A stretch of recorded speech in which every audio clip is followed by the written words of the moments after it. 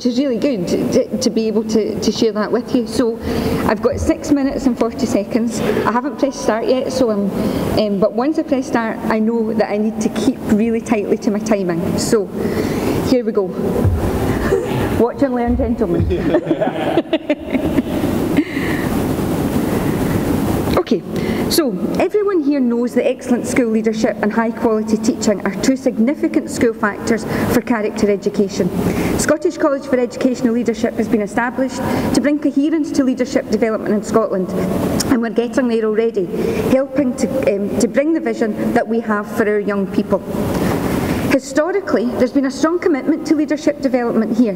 We're in the third inception of the Headship Standard, and the Scottish Qualification for Headship was introduced in 1999. Perhaps, however, we were too focused on headship preparation and not focused enough on building leadership capacity across a whole profession. Strong systems internationally build this from initial teacher education. That's where we need to get to in Scotland. So at SCEL we aim to support professional learning and leadership for teachers, middle leaders, aspiring to senior leadership roles, head teachers, local authority staff. Early years leaders are also included in our scope in line with our 3 to 18 curriculum. So our business is building leadership capacity right across the system. It's for others today to talk about the content and purpose of Curriculum for Excellence as a vehicle for character development.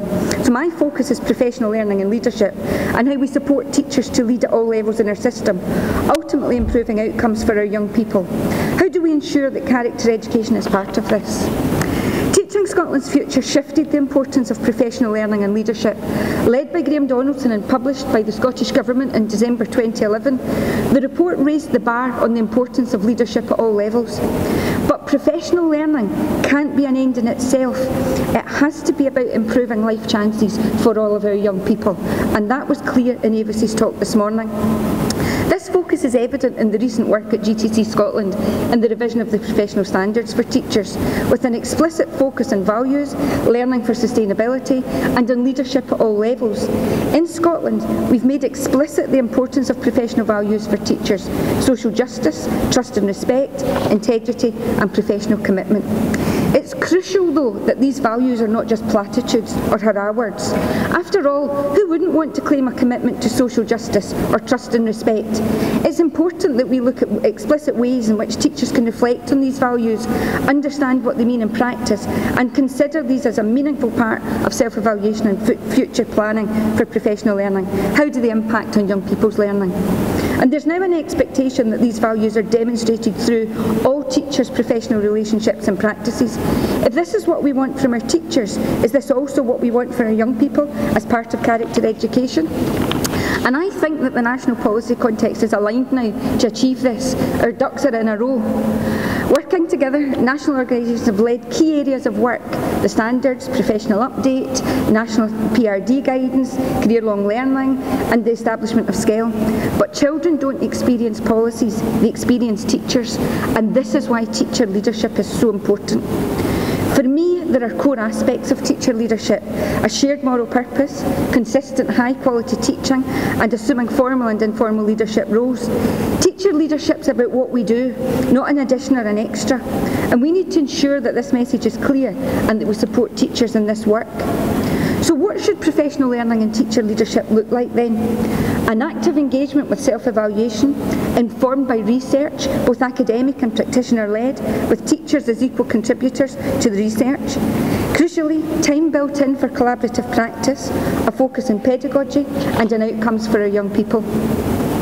And if we're serious about teacher leadership, what do we need to see in our schools to enable this to flourish?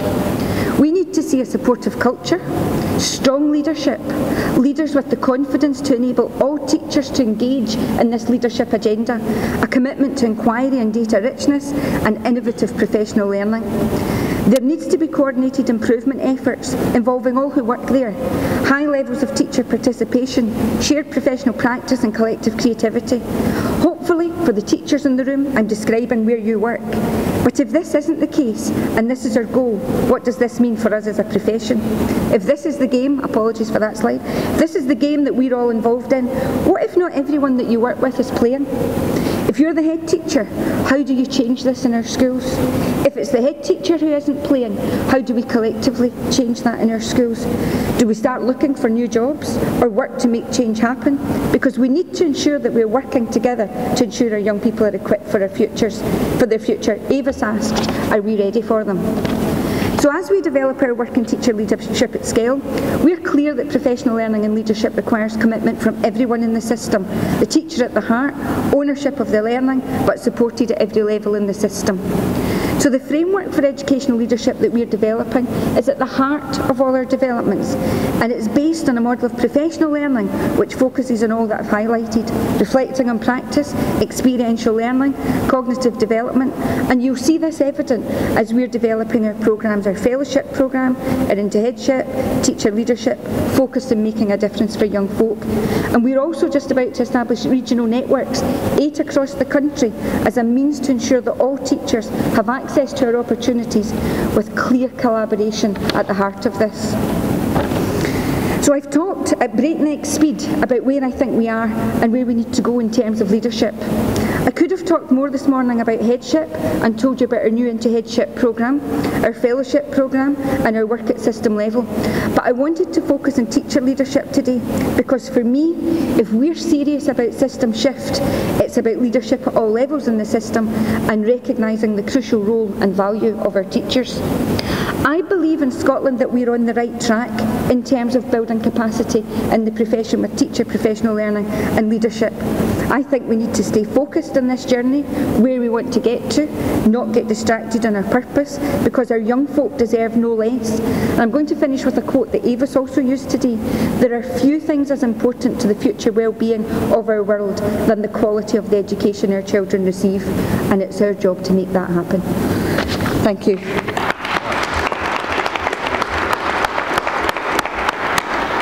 I feel that this is like the end of a marathon. I should put a wrap around you and hand you a bottle of water and let you sit close to an ambulance. I also learned creatively from your presentation, Gillian, children in one of your photographs appeared to being taught that great and well-known simile, shivering silently like a cheetah. I'm going to go home and think about that deeply reflectively. James, can I hand over to your good self?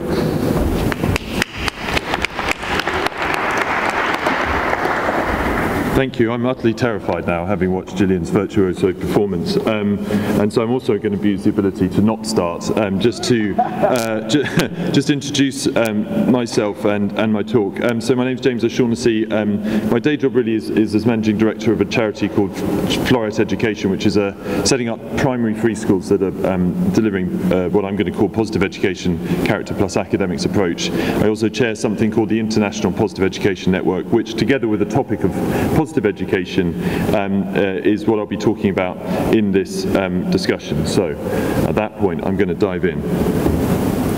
Do I need to do anything? I just need to press go.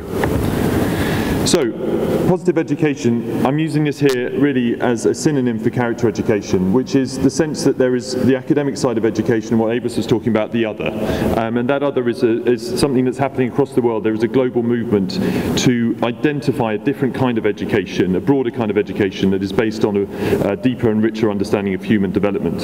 And this quote is well used by Gary on the top of the brochure. I think it does better than almost anyone explain what it is that we're about here. We're about developing the mind, but we are about developing the other. It's a difference between, or the addition, if you like, between knowing and thinking and being and doing, and how we can be and do a good person with purpose and meaning. So this is positive education. We talk about the double helix. That's something that comes from Dave Levin, who is who set up the KIPP charter schools. They say work hard, be nice, which is about as reductive as you can get positive education into a message. And it's challenging a paradigm of education that only values academic attainment. We absolutely value academic attainment, but it is not the be-all and end-all.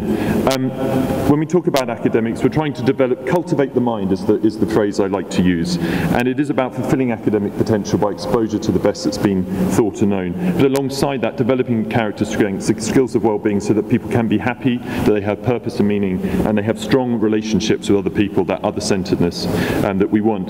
It is an umbrella movement, positive education. Some people don't like the term, others do. This is all the sort of categories that you might find within it. I think all of these are methods to discover how to develop that other side of a child, of human development. And you find, when you look around the world, that these are prevalent in different countries. Something like character education is taking off in England. If you go to Australia, mental health is much more of a focus. There's a big concern in the happy country about teenage suicides. Again, if you go to China, Southeast Asia, the importance of a Confucian philosophy underpinning their approach to education. So while there are important similarities, there are differences.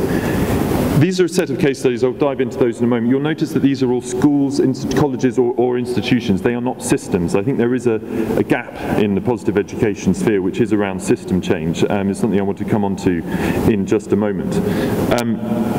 The first case study I'm going to talk about is my own one, which is Forest Education. Primary schools, we talk about developing the 4 C's, character strengths, including curiosity, what I think of as a sort of foundational intellectual virtue, but also developing the academic side, and through that, core skills of literacy and numeracy and cultural knowledge, every child should be able to flourish at school.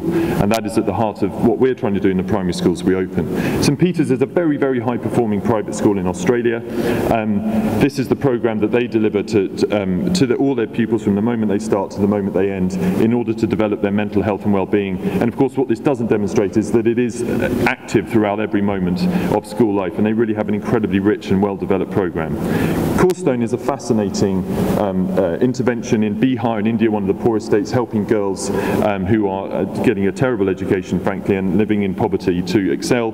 Not only have they increased their psychological well-being and school attendance, they also, school performance for those children versus those in the control group was twice as good.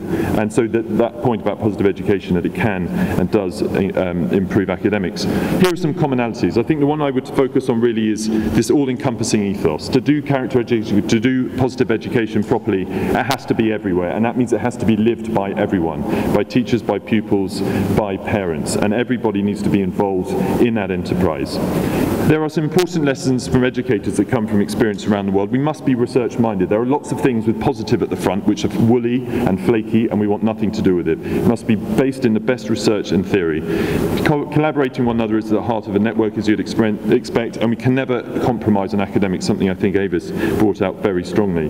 So we formed a network to try and promote this view, and it's a genuine network. There's no centralized vision of or prescription of what positive education is, but it's trying to reform policy, to change education practice and support collaboration, and it's through those means that we are trying to affect change. Policy is, I think, probably the weakest area at the moment. It began with the Positive Education Summit, something that Martin Seligman and I cooked up when I was working in government, and took place in number 10 Downing Street and Wellington College, which was bringing people together to see if there was a shared vision of this broader view of education. And happily there was, although important distinctions still exist, as I've hinted towards, across the country, across the world. These are some of the people who are involved. So we've got representatives from the UK, from Mexico, from the US, from Singapore there, and we are constantly trying to broaden our steering committee so that it represents every region around the world, because there is positive education going on in every corner of the globe. Some of the things that we do, we're a very young organisation, but we have a series of global reps. These are people who are volunteering to help spread the message. They're educators, academics and others. Over 20 countries we had something like 100 applications to be a representative, and we're trying to make them agents of change in their own jurisdiction. It's a very, they're a very small group but very active. Oh, I think I missed one there. No. Oh, you can cheat. The website of IPEN, we wanted to be the epicenter of positive education, so it's a library resource, it's an online community. We're providing blogs, articles, a newsletter, and on it is a manifesto for positive education, which we're encouraging people to sign up to, so that they make a statement and we can demonstrate the breadth of feeling across the world. And obviously being out there and trying to spread the word, as I'm doing today, we will be at the IPA World Congress in October, and various other summits and conferences coming up. And the big one is our own Festival of Positive Education, Dallas, Texas next year, which I warmly invite you all to, and I hope you will be there. It's going to have some absolutely tremendous speakers, some of whom you've seen already. And then finally, please ignore the errant logo. Please join our movement. This is a global movement. It is not dictated from the centre. It depends on the people within it to make change. We have a social media presence and all that kind of stuff. We want people to sign a manifesto.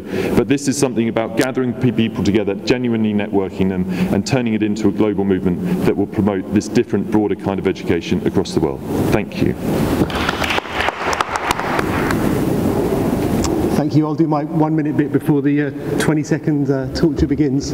I'm Joe Hallgarten. I'm Director of Learning for the RSA, Royal Society of Manufacturing, Arts, Manufacturing and Commerce.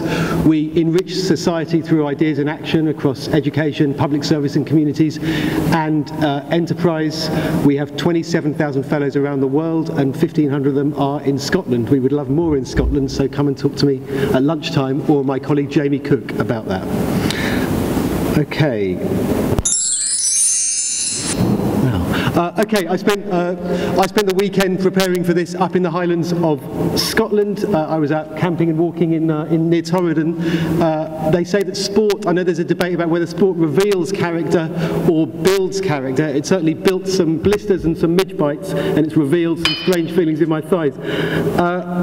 In terms of, I met somebody from the Scottish Executive a while back who said that we'll take any idea in education as long as it doesn't come from England.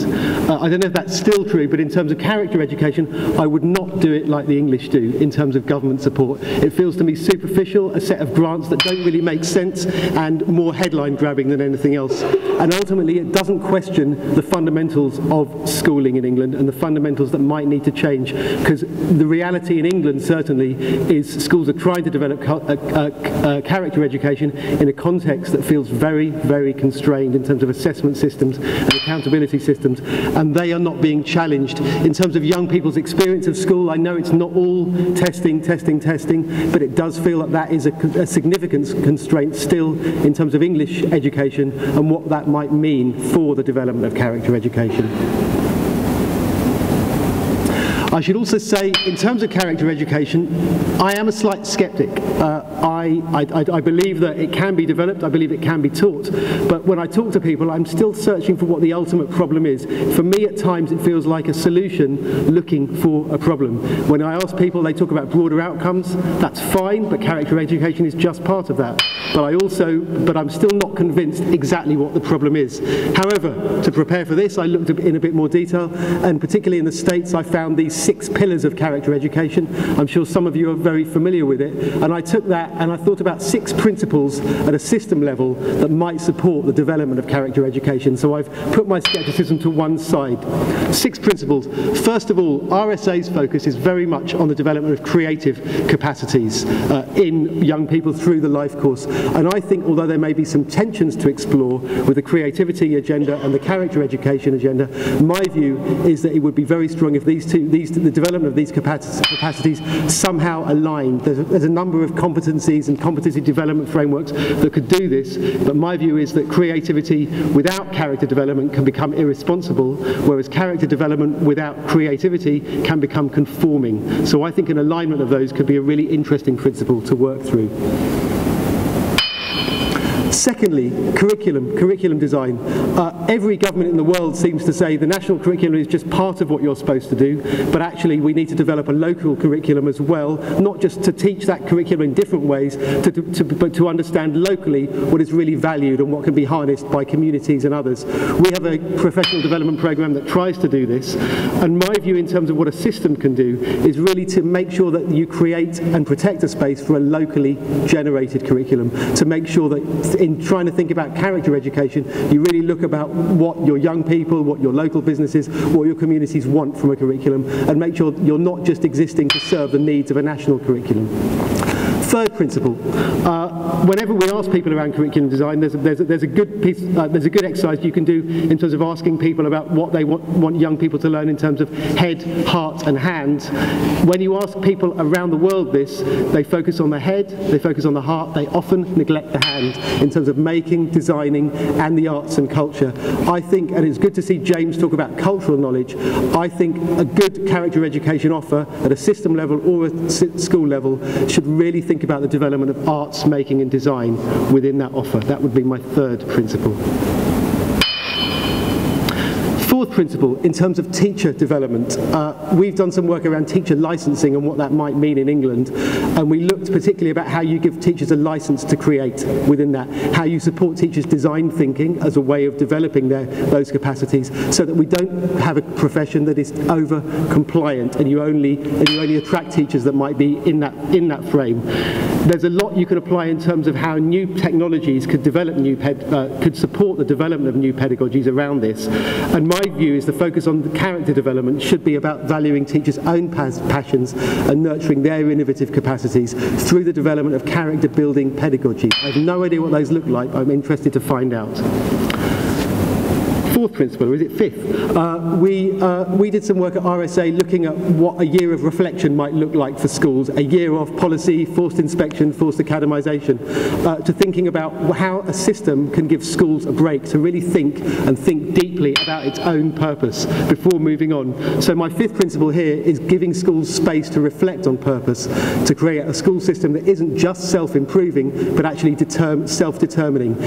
You in Scotland will know all about the difference between autonomy and power, and it feels that schools need power as well as autonomy to really develop their own character education offer.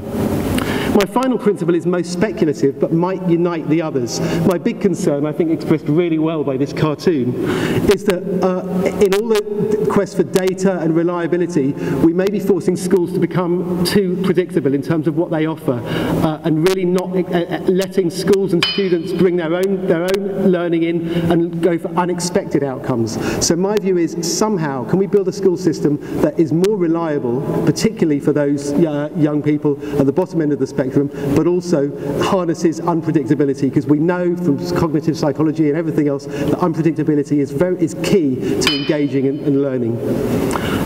I trained to teach in Bradford. Bradford's motto at that point was Bradford, a surprising place, and I always thought, surprisingly what? But my view is somehow across the piece, and it may unite my thinking, we need to make sure that schools continue to be surprising places for students and in terms of learning outcomes. I'll leave you with a quote from Václav Havel, which I think really kind of consolidates a lot of my thinking around really how school systems might need to change and might need to think more deeply to really embrace what a good character education offer might look for them. Thank you.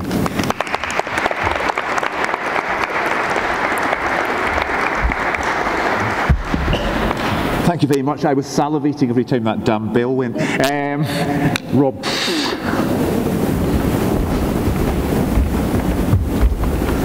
Yes, my congratulations to Joe for doing that to Symphony of Anvil.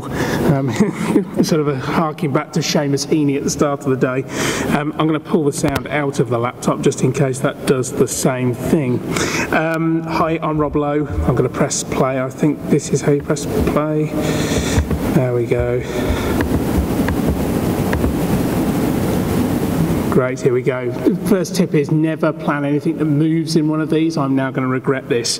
When I was asked to speak about taking a systems perspective on school organisation and design, there was an assumption made, I think, in the briefing notes that we would attack what is the very purposes of education.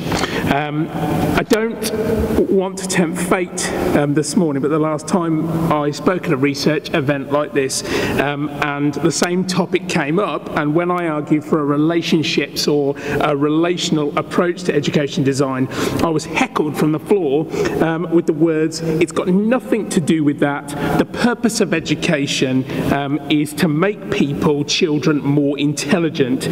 It's obvious, it's in the meaning of the word. Now, whatever you think about the research that I'm about to talk about or about me, there's one thing you should know about me, and that's I'm an English teacher and a linguist at that, and the word education does not mean that. that. From the French, discernre, it means literally to lead young people out of childhood, and that sometimes will include their intellectual capacity.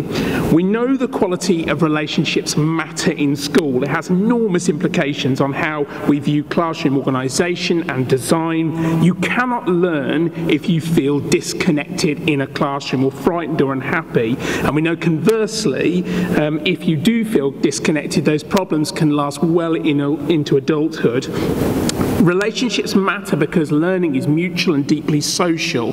We know that children who do feel connected to school tend to be academically more successful, they tend to be healthier, happier, and they tend to do better. The best thing you can do in this instance to intervene while a child is still at school. So how do we go about doing that? Well, the principal mechanism that we chose was to explore relationships in the pastoral setting and by tutor group. It's recognised the tutor group is a place where you can feel nurtured, accepted, supported in a warm, supportive group of people. And as such, we measure relationships between boys, girls, and between each other to understand how strong those relationships are. And we do so across a number of domains. We say relationships are strong when there's plenty of face-to-face communication, when relationships are built over time, when there's shared story, perception of equality in the relationship, where people feel valued, and where there are shared values, goal, where there are shared purpose.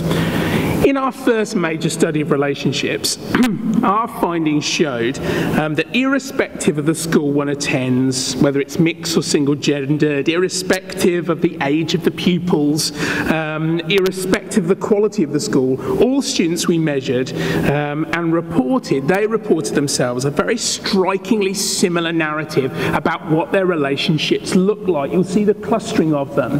But what we also found, and this is perhaps the most disturbing thing, is that as students move through school, so their relationships, one with each other, become more fragmented. The difficulty we found was that actually students, as they moved through primary transitions and moved into secondary schools from anywhere between 15 to 90 feeder primaries, actually their first sort of pattern of behaviour was to regress back into their genders and move apart from each other. Relationships between girls were strong, relationships between boys were strong, but relationships between each other were highly dysfunctional. So what can we learn from that? Why is that important? Well, it's striking because we know that as children get to the age of about 8 or 9, they start to gravitate towards the group. If children are struggling in school, particularly with mental health issues, the one thing that they need, so research shows, is a really good friend. If they come from a non-intact or fractured or dysfunctional home life, the one thing that you can do for a child is to give them a really strong mentor. But what we found was that as students move through school through traditional pastoral structures, particularly large class sizes, so actually children began to move apart and become highly individuated and isolated. That last little slide there showed year 11 across our sample of schools as they became far less likely to build community and fraternity between each other. And why does that matter? It matters because if you build, and my argument is if you build schools where people feel fragmented and isolated, then that will later play out into society, particularly when problems come along. It's very, very hard to address them. So what we did was then to move to our second substantive phase of research, and that was to look at schools which prioritised a more human scale. And I don't necessarily use that in the James Wett sense, but I do talk about schools that design themselves on relational principles and were intentional about it. And I'm going to share the first example of our findings from a school in Suffolk that did this, that had small pastoral tutor groups, that had designed its schools within schools, and on a human scale. And what did we find? We found the purple. And the purple represents across all those domains students who not only reported much stronger and healthier relationships, but relationships that grew as they went through school and not merely became more fragmented and individuated. In fact, this school was so good that actually it reports well above 20% higher, better, stronger relationships than other traditional school structures. Though the big finding was that actually the gender picture had had not been booked, even notwithstanding the things they were doing. So some of those big questions we've been asking within our organisation is how damaging to relationships is that transition from primary to secondary? What is the specific impact of strong peer group support? Is the impact of teacher-student relationships even stronger? And actually, if you think about some of our next big projects, our hour-long TV documentary for television, The Relational Teacher, premieres this September in Cambridge. We followed 6 outstanding teachers nominated for the way they built and sustained strong relationships with young people, which led to outstanding academic outcomes. And we've been asking some of those big things. And we ask that because we don't think education is just about making people clever. We don't think that it's even about getting people a job. We want to build a society that isn't defined necessarily by people fitting into it. We want young people to define and characterise the society they want. Thank you very much.